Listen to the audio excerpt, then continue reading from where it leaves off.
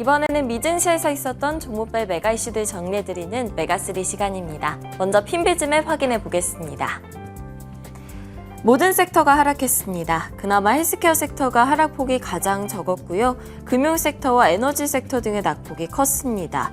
빅테크주들도 일제히 내려앉았는데요. 애플과 알파벳, 메타가 모두 1%가량 하락했고요. 엔비디아는 증권가 호평이 이어지면서 전날 7% 급등 이후 상승세를 지속하는 모습이었고, 테슬라는 미국 내에서 저가형 모델을 출시한다는 소식에 2.84% 하락했습니다. 왼쪽 하단의 금융 섹터를 보시면 이날 피츠의 은행 등급 강등 가능성에 대한 우려로 은행주들이 일제히 하락했는데요. JP모건이 2.55%, 뱅크 오브 아메리카가 3.2%, 모건 스탠리는 1.34% 하락했습니다. 이미 소비재 섹터 내에서도 초록불을 켜고 있는 쪽이 있는데요. 바로 주택 건설 업체들입니다. 워런 버핏이 해당 기업들 주가를 대거 사들였다는 소식에 디알호튼 등 주가가 상승세를 나타냈습니다. 주택 자재 판매 업체인 홈디포는 호실적과 자사주 매입 소식에 0.66% 상승세를 나타냈습니다. 그럼 오늘의 메가3 확인해 보겠습니다. 한국장은 쉬었지만 뉴욕 증시는 화요일 새벽에 쉬지 않았는데요. 이날 급등세로 시장을 끌어올렸던 종목 엔비디아 이야기부터 시작해서요. 테슬라 그리고 주택 건설업과 홈디포 실적 소식까지 짚어드리도록 하겠습니다. 먼저 엔비디아 이야기를 안 할 수가 없죠. 전거래일에 엔비디아가 7% 이상 급등세를 나타냈었는데요. UBS뿐만 아니라 웰스파고, 베어드 등에서 목표 주가를 올려잡는 등 증권사 호평이 줄줄이 이어지면서 간밤에도 0.43% 소폭 상승했습니다. 전날 엔비디아는 주가가 7% 이상 올랐죠. 최근 주가 하락에도 인공지능 관련주에 대한 낙관론이 유효하다는 분석이 나왔기 때문입니다.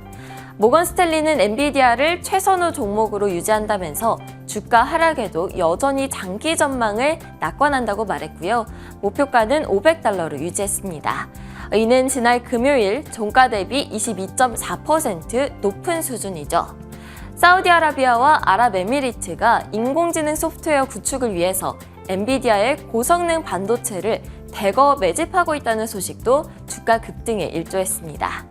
미국 유명 헤지펀드인 타이거 글로벌이 공시를 통해서 엔비디아에 대한 지분을 1,300% 늘렸다는 소식도 나왔고요. 다음 주에 예정된 실적 발표를 앞두고 엔비디아 주가는 지난 한 주간 8.5%가량 하락했었는데 이 하락분을 다시 회복하는 모습입니다. 최근 약세를 보였던 기술주들을 동반 견인하기도 했는데요. 전날 AMD와 인텔이 각각 4%, 2% 이상 상승했지만 오늘은 엔비디아를 제외하고는 전반적으로 하락세를 나타냈습니다. 다음은 전기차 sek터로 가보겠습니다. 테슬라는 미국에서 저가형 차량을 출시했다는 소식에 2.84% 하락했습니다. 기존보다 $10,000 저렴한 저가 사양의 모델 S와 모델 X를 내놓은 건데요. 테슬라는 올해 들어서 여러 차례 국내외에서 제품 가격을 인하해왔죠. 지난주에는 중국에서 판매되는 모델 Y와 모델 3 가격을 내리기도 했는데요. 이는 매출 이익률에 대한 우려를 높이고 있습니다.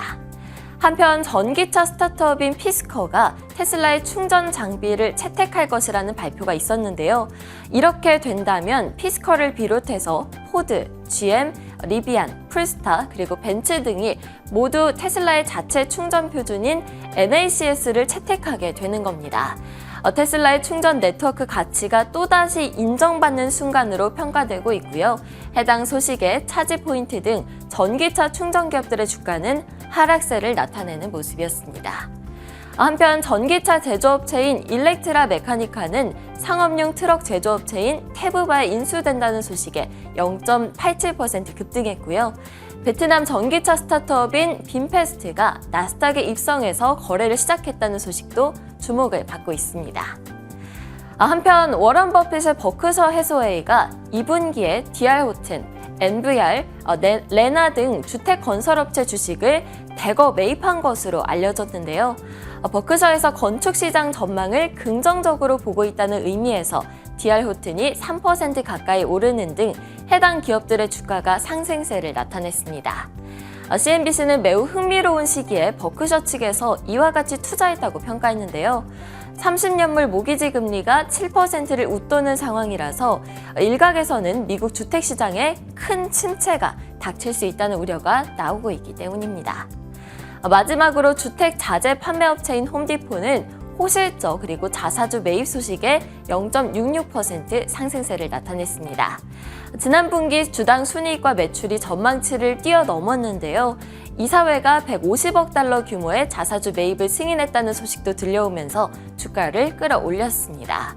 하지만 지난 분기에 낮춘 올해 전망치를 유지를 하면서 향후 실적에 대한 우려는 역시 높였습니다.